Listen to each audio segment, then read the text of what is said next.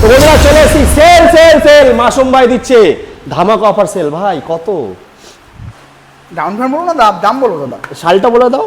18 গাড়ি 1,18,000 টাকা। হ্যাঁ, কত টাকা নিয়ে আসতে হবে?